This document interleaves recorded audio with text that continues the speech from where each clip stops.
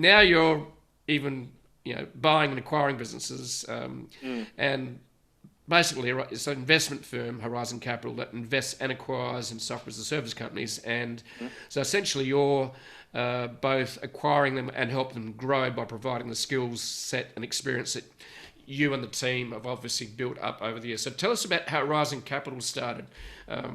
Obviously there's other members to the team. How did you meet these guys? So tell us a little about that story.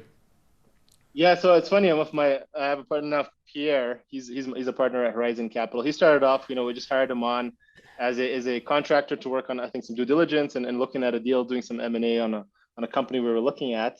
And I wasn't looking to bring on a partner at the time, but he's just kind of proven himself over time. I think over 3 months, there's just a lot of kind of qualities I look for and kind of who I want to work with, and I'm very, very after going through that, several times partnering with different people, I kind of find out what I'm looking for.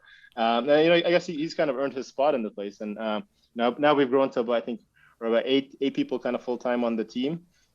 We look at deals, we're looking at we're talking, 6 to 8 kind of CEOs on a weekly basis, looking to either, sell their company, or they're looking for some investment or maybe, growth equity.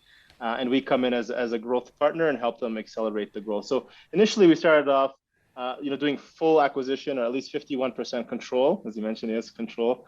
But we kind of stepped off the gas, said, okay, look, there's a lot of founders who don't want to sell their companies. It takes a certain stage in your life of, in the cycle of a SaaS company. Typically, that's maybe 5 years, 7 years down the line, where you're like, look, I'm just tired of running this company. I want to move on to something else, or I don't know what to do with this company anymore, and I just don't want to work on it anymore. Or, I found something else that's more interesting, and I just want to sell this thing. So that happens, but we also find that people's like, look, I'm still excited to grow this. I have a lot of potential. I'm very, I built this great product. I've grown organically so far, but I want to find somebody who can come in.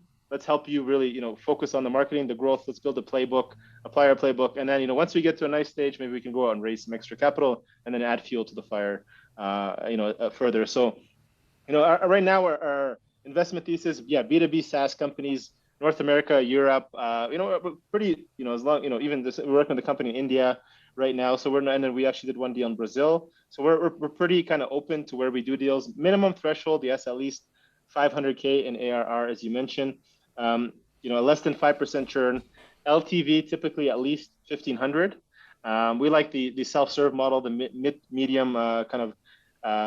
mid-market model. We don't do too much on the enterprise size. I think that's a whole different beast. Building like a account executives, SDR kind of model is a little bit of a different model than we're probably better at.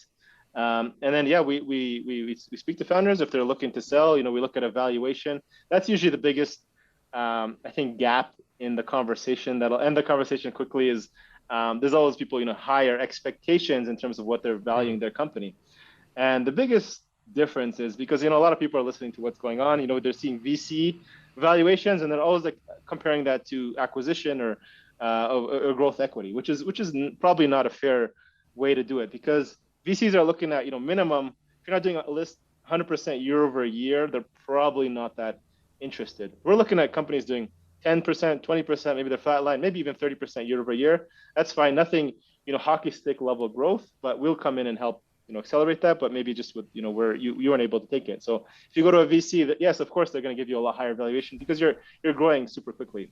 Yep. Another thing people don't realize is the difference is when VC is coming in for and they're injecting $1 million. They're not basing that. They are basing it partially on historical, but they're thinking, okay, where is this company going to be with that $1 million in 1 year from now? And that's the value I'm really paying for.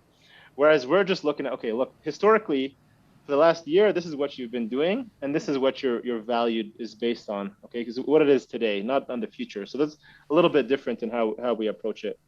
And yeah, I mean, we in terms of the CEO, we've done both, where the CEO stays on board. They want to keep continuing and operating, being the GM, and we come on as basically like a CMO or fractional CMO partner, Yep. CFO as well. Add kind of the leadership and our playbook, and they continue to run, or we kind of take on full control and manage and grow it ourselves.